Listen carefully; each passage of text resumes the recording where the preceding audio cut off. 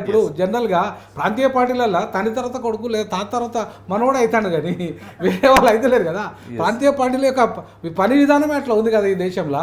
నేనేమంటానంటే వాళ్ళ నిజంగా చంద్రబాబు నాయుడు గారు తెచ్చిన కొంత రిఫార్మ్స్ ఏవైతే ఉన్నాయో ఆ రిఫార్మ్స్ కొన్ని ఫలితాలు ఇవ్వగలిగినాయి.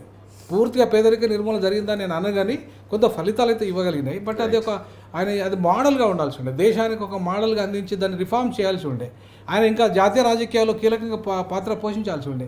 కానీ అది తగ్గిందని నా బాధ ఏంటంటే ఆయన ముఖ్యమంత్రి కావడం వల్ల పెద్ద అంటే అంత హ్యాపీ కాదు. ఎందుకంటే త్రీ టైమ్స్ ముఖ్యమంత్రి అయినాడు, ఉమ్మడి ఆంధ్రప్రదేశ్కి ముఖ్యమంత్రి అయినాడు, తెలంగాణ ముఖ్యమంత్రి, ఆంధ్రప్రదేశ్ ముఖ్యమంత్రి, విడిపోయిన ఆంధ్రప్రదేశ్ ముఖ్యమంత్రి కావడం గొప్ప విషయంగా అయితే నేనైతే భావించాను. రైట్, మరో బ్రేకింగ్ న్యూస్ అందుతుంది. మరికొద్ది సేపట్లో ప్రధానమంత్రి నరేంద్ర మోడీ చంద్రబాబుకి ఫోన్ చేయనున్నారు. చంద్రబాబుతో మాట్లాడనున్నట్టుగా తెలుస్తోంది. ఢిల్లీ సోర్స్ చంద్రబాబు నాయుడుతో మాట్లాడి గవర్నమెంట్ ఏర్పాట్లు, అదేవిధంగా కోయలెన్షన్ గవర్నమెంట్ రాబోతుంది అటు ఆంధ్రప్రదేశ్లోను దేశవ్యాప్తంగా.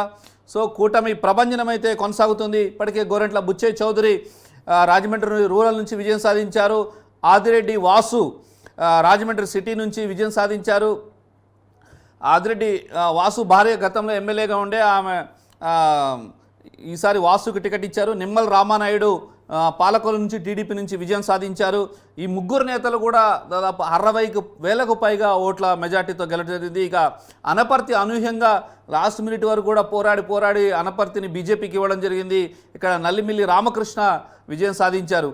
కృష్ణ, మనం చెప్పుకోవచ్చు అంటే లాస్ట్ మినిట్లో ఈ అలయన్స్లో చాలా సీట్లు చంద్రబాబు నాయుడు టీడీపీ గెలుస్తున్న సీట్లు కూడా కోల్పోవాల్సి వచ్చింది. ఒకటి వచ్చింది, ముఖ్యంగా సీఎం రమేష్కి అనకాపల్లి ఇచ్చిన తర్వాత ఆయన కూడా మార్చడం జరిగింది. ఉండిలో లాస్ట్ మినిట్లో రఘురామకృష్ణరావు ఆల్రెడీ శివరామరాజుని తీసి మళ్ళీ ఇక్కడ జరిగింది.